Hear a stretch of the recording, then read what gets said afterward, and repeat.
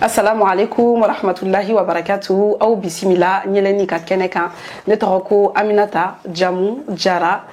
N bɔra Mali la, anw sigilen bɛ Bamako, n fa bɛ bɔ Banamba.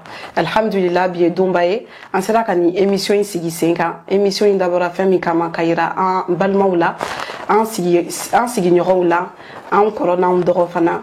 Ko i wolola yɔrɔ min na, i bɔra yɔrɔ min na, o t'i bali i ka se k'i fa kan dɔn.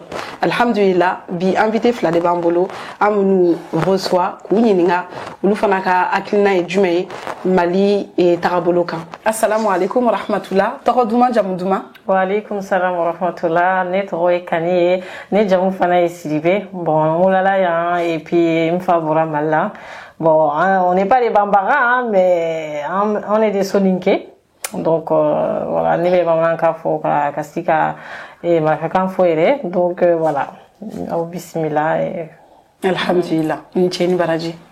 Tɔgɔ duman jamu duman? Ne tɔgɔ ye Fatumata ye, n jamu ye Ture ye. Donc n fana wolola Faransi, ka mɔ Faransi. Donc n bangebaaw bɛ bɔ Mali la, Kita yan fan fɛ. Alhamdulillah. Aw ni cɛw ni baraji, aw bisimila. Fatumata, e bɛ se ka fɛn jumɛn de fɔ an ɲɛna ni émission in kan? Alhamdulillah, an Ala tanu. Ala min ye bi yira n na, an b'a fɔ alhamdulillah. Ni émission in a ka ɲi kosɛbɛ, a b'a yira malidenw na, a b'a yira diɲɛmɔgɔw bɛɛ lajɛlen na k'a fɔ ko woloyɔrɔ mɔyɔrɔ o t'i bali i fa kan fɔli la. Donc vraiment c'est une grande fierté, alhamdulillah. Et vraiment j'incite aussi tout le monde bɛɛ ka se k'i fa kan fɔ, en tout cas bɛɛ ka se ka effort kɛ an kana maloya k'a fɔ ko an wolola jamana kɔ kan k'an se ka an fa kan fɔ, an ni an balimaw bɛɛ bɛ bɛn a la n'a fɔra n'a ma ɲa. Donc u fana b'an corriger, n'olu fana ye tubabukan fɔ n'a ma ɲa an fana b'u corriger. Donc voilà, je trouve que c'est important. O ye hakilina ɲuman ye. Alhamdulillah. An bɛ émission in poursuit tubabukan na. Wagati dɔ la an bɛ se ka bamanankan fɔ a la. Voilà, je pense que le but comme ça a été dit, hein, c'est vraiment de voir qu'aujourd'hui on a cette double culture, que cette double culture nous a permis aussi de façonner notre identité. Donc tout au long de cette interview, Inch'Allah, c'est ce qu'on va voir. Donc Kani, j'aimerais bien que tu me dises qu'est-ce que t'inspire la culture malienne? Ce que m'inspire la culture malienne, c'est vrai que j'ai baigné dans cette culture finalement depuis ma naissance, hein, avec le Bambara et le Soninké. J'ai beaucoup été admirative de la beauté féminine en fait en soi, naturelle. Voilà, c'est-à-dire que dans les préparations, que ce soit même le soin du corps, du visage, tout est effectué naturellement. Sans maquillage, trop de fanfarons comme je dis, et c'est vraiment ce qui m'a inspiré, et les côtés aussi poésie, les côtés des citations, je suis très fan en fait des paroles qui sont très sages venant des personnes anciennes et qui sont aussi redistribuées finalement et qu'on entend aujourd'hui. On peut même pas penser que ce sont des proverbes en fait du Mali, alors que si, en vérité. Et je trouve ça très profond parce qu'il y a des paroles en fait qui témoignent en fait de certaines expériences et qui nous lient en fait finalement tous ici aujourd'hui. Machallah, c'est beau. C'est très beau. Est-ce que tu as une citation justement qui te touche particulièrement, que tu aimerais nous partager aujourd'hui? La citation qui me touche particulièrement, on va dire que c'est au sujet de la famille. Ko bolokelen tɛ se ka manasiri quoi. Donc on peut pas en fait à une main fermer un paquet. Donc c'est ensemble. Moi c'est ce qui me touche beaucoup, c'est la solidarité en fait. Donc voilà, c'est un proverbe que j'aime beaucoup, une citation. Donc voilà, celui que j'ai en tête là maintenant. Machallah, c'est une très très belle citation. C'est une très très belle citation et justement ça nous invite aussi à être tout autant solidaires. Merci beaucoup. Fatoumata, à ton tour, qu'est-ce que t'inspire la culture malienne? La culture malienne, je trouve qu'elle est belle, qu'elle est variée surtout. Et surtout, on va dire vraiment le côté éducatif aussi. On a beaucoup, nos mamans nous enseignent beaucoup cette éducation. Et à travers ça, on arrive finalement à s'identifier, à savoir comment se comporter, comment même marcher, j'ai envie de te dire. Moi, je sais que ma mère, elle me disait nya sigitoro be kuma da elle ntoro be kuma mro sigitoro afin bella jele me kuma. Donc il est important même de par ton apparence, en fait, il est important mro ba donc si tu es quelqu'un de bien éduqué, il kuma toro fait, il sigitoro fait, il flali toro fait. Donc toutes ces choses-là, je trouve que c'est un bel enseignement. Et comme elle disait aussi, les citations, ça revient aussi, comme Ouah Fotorum Natalion. Et je trouve que c'est trop beau parce que, en fait, ça te donne à réfléchir, en fait. Tu vois, c'est comme une petite énigme, au final, que tu reconstitues. Comme on dit, qu'on a coulu Djalen et Bifo. Donc, aujourd'hui, un bel Djalen Sigira. Donc, Morokelen Tsekola. Donc, finalement, ensemble, on arrive à faire de belles choses. Masha'Allah, c'est beau. C'est beau et je pense que c'est ce qui représente aussi la culture malienne, c'est-à-dire vraiment cet aspect de la beauté. Et pour rejoindre le côté éducatif, il y a une citation ou une expression, si je peux dire ça, comme ça, que ma mère, elle aimait beaucoup, voilà, en tout cas nous partager, d'emseniate morotien. C'est-à-dire que quand on est jeune, on a la fougue de la jeunesse et on pense que justement à ce moment-là, il faut qu'on fasse que des bêtises, entre guillemets, si on peut dire ça. Mais dans ce côté éducatif, justement, ça te rappelle sans cesse que justement, tu peux être jeune, t'amuser dans les limites des règles d'Allah, bien évidemment. Tu peux t'amuser, mais sans pour autant te porter préjudice pour ton avenir. Et ça, c'est quelque chose qui m'est vraiment resté parce que je me suis dit, oui, c'est vrai qu'il y a la jeunesse et qu'il faut profiter aussi de ce moment de la jeunesse. Et quand on voit, on fait le parallèle justement avec la religion d'Islam, c'est il y a un hadith qui nous parle du fait de profiter de 5 choses avant que ça ne soit trop tard, et notamment de la jeunesse avant la vieillesse, de la santé avant la maladie. Et là, tu te dis effectivement que je suis jeune et que cette jeunesse, je dois l'utiliser à bon escient. Donc, pour te rejoindre sur le côté éducatif, c'est vrai que vraiment ces citations, je pense que c'est des choses dans lesquelles finalement on a baigné. Et puis, ayan nafafanaï. Donc, alhamdulillah. Donc, Annie, j'ai une deuxième question pour toi. Quelle est ton histoire avec le Mali ? Alors mon histoire avec le Mali, je dirais plutôt en fait l'amour que mon père m'a transmis de ce pays avec ses histoires et ses périples qu'il nous racontait.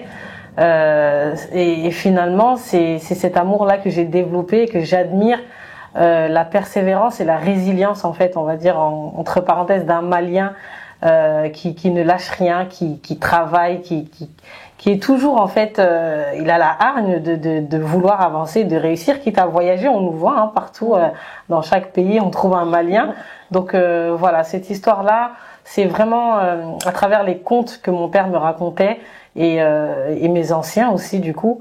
Et finalement, je suis tombée amoureuse de ce pays en y allant. Et j'ai vu qu'en fait, ce qu'on me racontait, c'était la réalité. C'était le côté chaleureux, c'était le côté accueil, c'était le côté ibissimila, tu es chez toi. En fait, c'est ce qu'on entend tout le temps. Et c'est vraiment ce que j'aime beaucoup, en fait. Donc, on peut arriver, on te donne même une tenue pour te mettre à l'aise.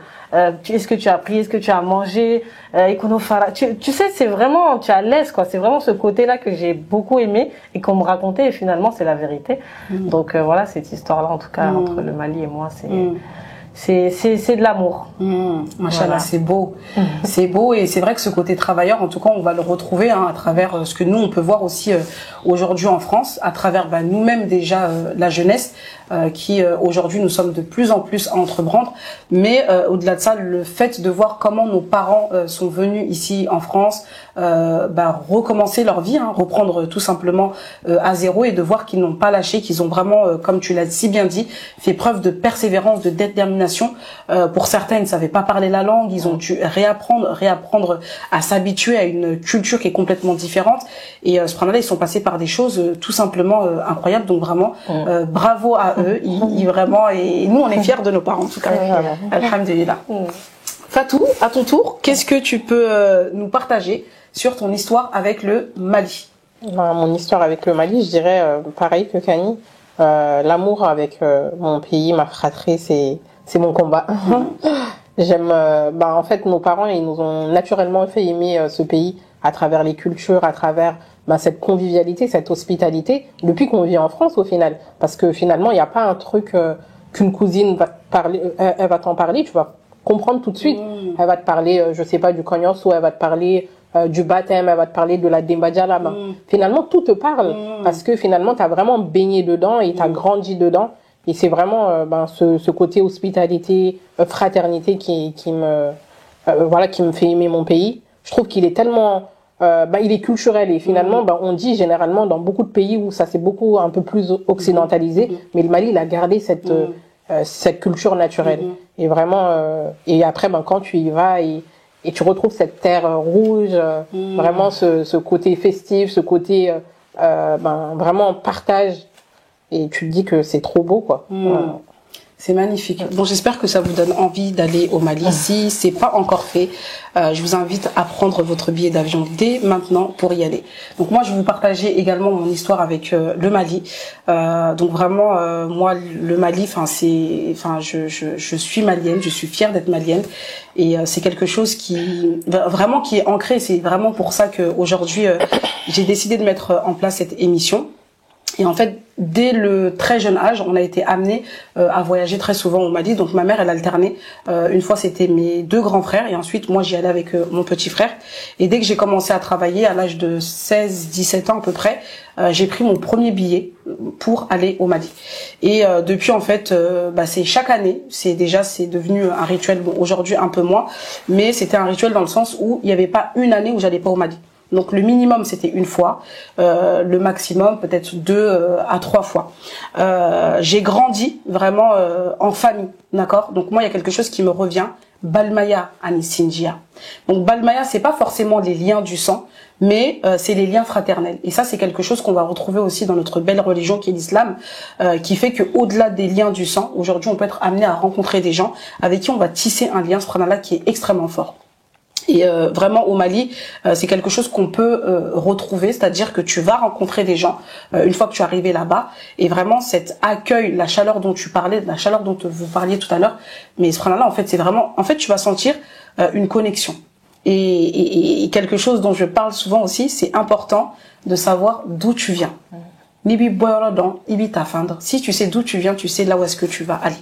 Donc aujourd'hui, on parle de la culture au service de la connaissance de soi, et il faut pas qu'on oublie que cette culture aussi nous façonne notre identité. Et vraiment, mon histoire avec le Mali, c'est une histoire d'amour, c'est une histoire de comment dirais-je, de fierté, mais de racines aussi, et qui nous permet aussi de nous ressourcer, parce que parfois on peut se sentir perdu dans la vie.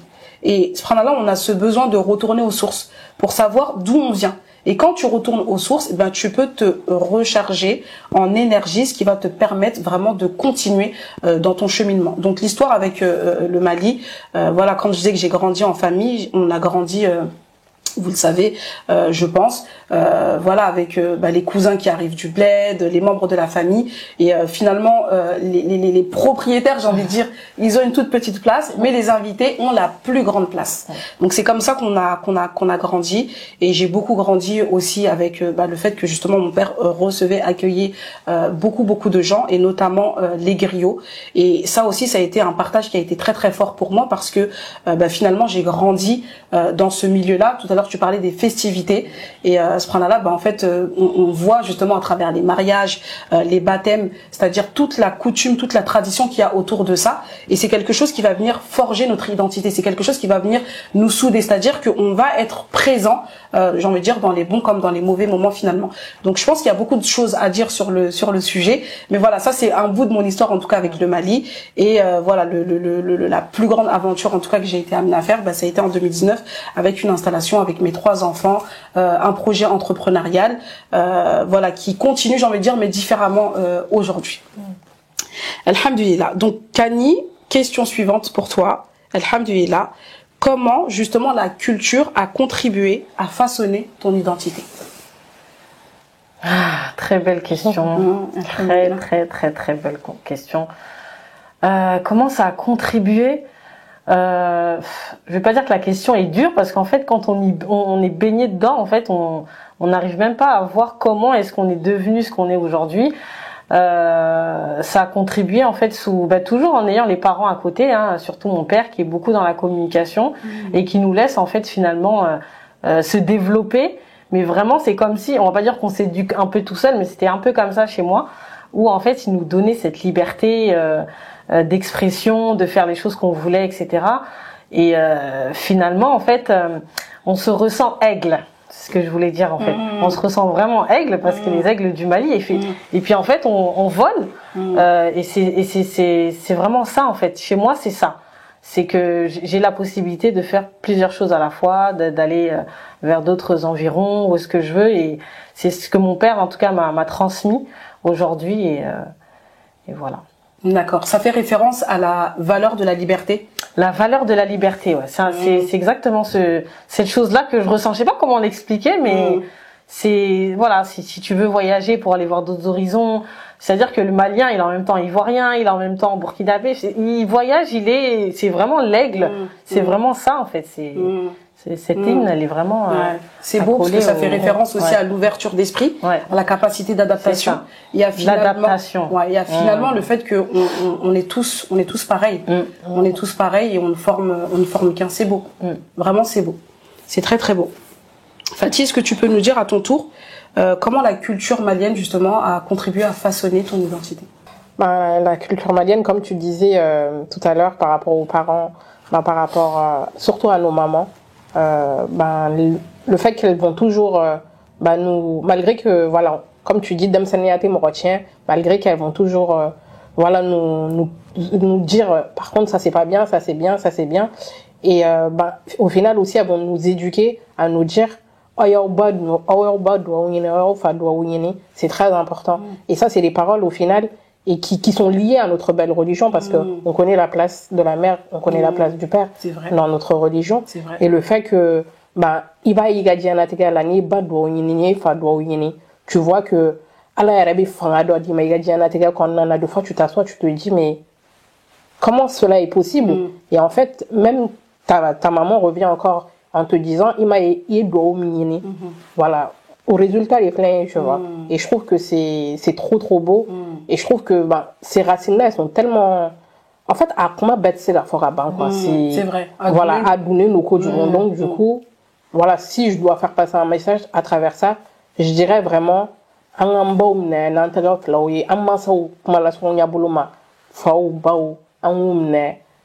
de la meilleure des manières, vraiment vraiment tu peux que vraiment être élevé, être vraiment comme on dit c'est vrai. Donc c'est vrai. Alhamdulillah. Je pense qu'il n'y a pas mieux que ça en tout cas. Vraiment. Allah hanam malo et subhanallah, tu partages une valeur qui est extrêmement subhanallah importante, et en islam d'ailleurs la bienfaisance envers les parents vient juste après le tawhid, c'est-à-dire l'unicité d'Allah Azza wa Jal. Donc vraiment c'est une très grande valeur en fait, et comme tu disais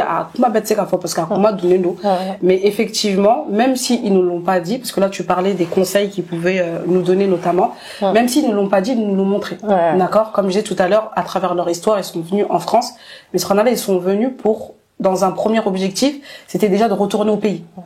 Se sont vite rendu compte que il y a des enfants qui commencent à arriver, ça va être très compliqué en tout cas de retourner comme ça tout de suite. Et pour la plupart de nos parents, ils prennent encore en charge aujourd'hui leurs parents. Donc le père, la mère, parfois les frères, parfois les sœurs et leur famille. Donc même si ils nous l'ont pas dit, ils nous l'ont montré. Beaucoup de parents d'entre nous, tous les mois on les voit clairement envoyer de l'argent au pays. D'accord, oui, là c'est l'argent, j'ai envoyé 40 000, 50 000, malobore, sagnan, donc le sac de riz, le mil, etc. Et on voit que c'est pour subvenir aux besoins. Donc finalement, ça nous inculque nous aussi que lorsqu'on prend notre envol, il y a la présence non seulement qui est physique, parce qu'ils se déplacent aussi, c'est-à-dire que ils vont rendre visite à leurs parents, mais il y a ce soutien aussi financier qui répond à la bienfaisance envers les parents. Donc vraiment c'est magnifique et c'est une très belle valeur qu'ils nous transmettent, et on demande à Allah Azza wa Jal de les préserver et à nous aussi d'être à la hauteur de ce que les parents ont fait pour nous. Alhamdulillah. Kani, est-ce que tu pourrais nous partager quelques conseils culturels pour nous déjà, et puis pour les sœurs? Le conseil culturel, c'est de jamais lâcher, en fait, abandonner la parole du sage, en tout cas de nos anciens. Ça peut être le père ou la mère, ou les grands-parents, ne pas hésiter à les poser des questions, en savoir sur l'histoire, ce qui s'est passé, écouter des paroles très sages, comme je disais tout à l'heure, en rapport avec leurs expériences. Et en fait, ils voient plus loin que nous à chaque fois. Et c'est vrai que des fois, on les comprend pas.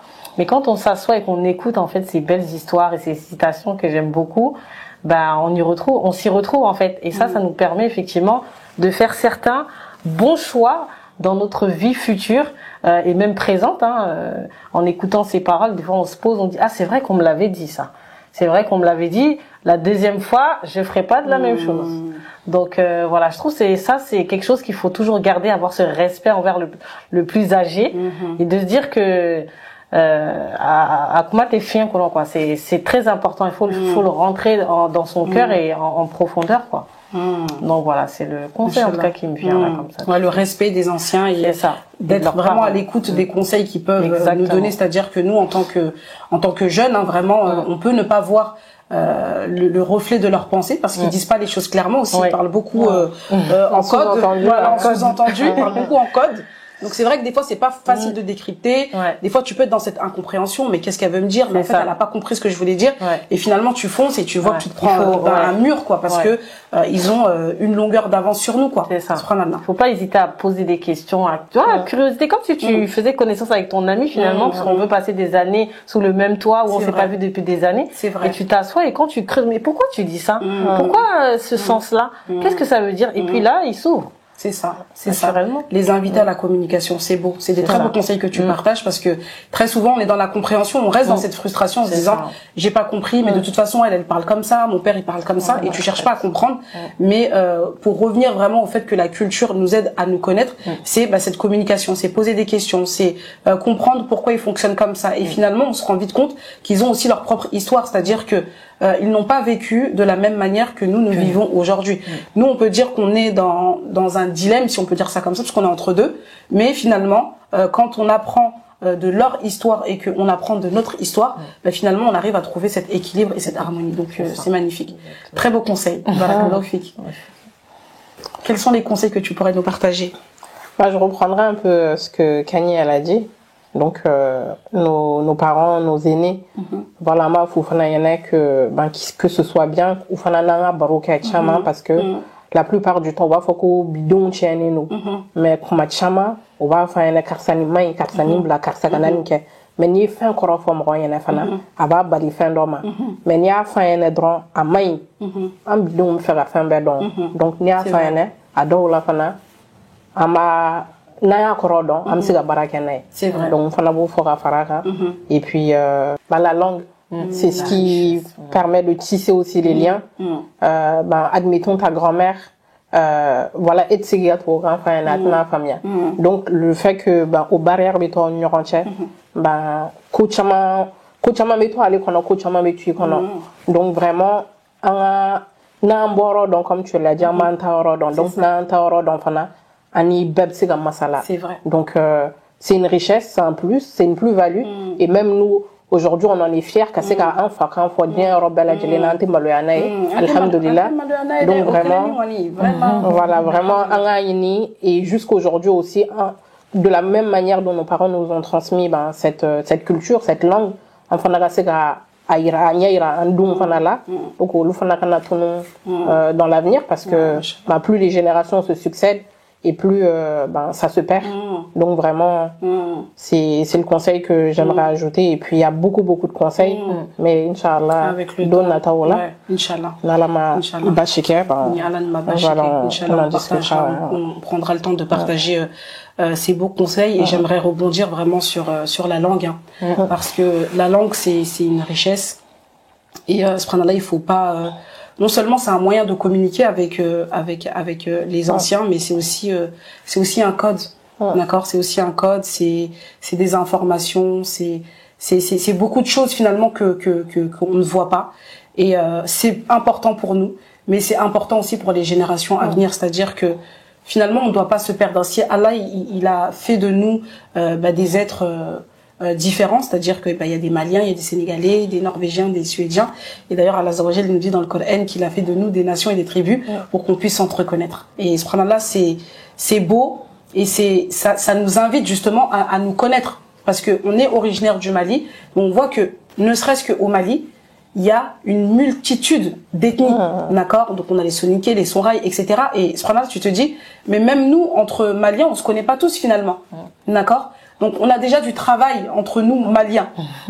Et encore plus quand on arrive aujourd'hui en France et qu'on est amené à découvrir d'autres nationalités. Donc c'est beau. Ça nous enjoint toujours à cette fraternité, mais voilà, ne pas oublier d'où on vient, ne pas oublier justement cette langue, ne pas oublier que nous, en tant que parents aussi, aujourd'hui, on a un devoir, c'est de montrer aussi à nos enfants d'où on vient et de leur transmettre aussi ces valeurs-là, finalement, qui, pour la plupart, en tout cas, sont en accord avec les valeurs et les principes de l'islam. Donc vraiment, ça c'est beau. Et comme tu disais, Fatih, il y a beaucoup de conseils, hein, mais bon, Natalani, Allah Sanama, on aura l'opportunité de partager ça.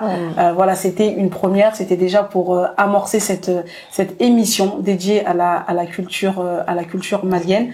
Il y a encore d'autres émissions qui se préparent et voilà, j'espère vous recevoir également prochainement. Je vous remercie. Est-ce que vous avez un mot de la fin que vous aimeriez ajouter ou tout simplement partager? Un mot de la fin. Bon, on va chercher une citation en bambara. Comme on dit, Nyenitlo de Betama en fait. C'est-à-dire que si tu ouvres les oreilles et les yeux, forcément tu trouveras toujours avec Allah Zawajel le chemin là où tu dois aller. C'est-à-dire que c'est pas simplement marcher pour marcher, mais vraiment avoir les oreilles bien ouvertes et analyser en fait autour de toi tout ce qui se passe. Et c'est ça finalement qui fait ta marche. Ta marche là ou ailleurs.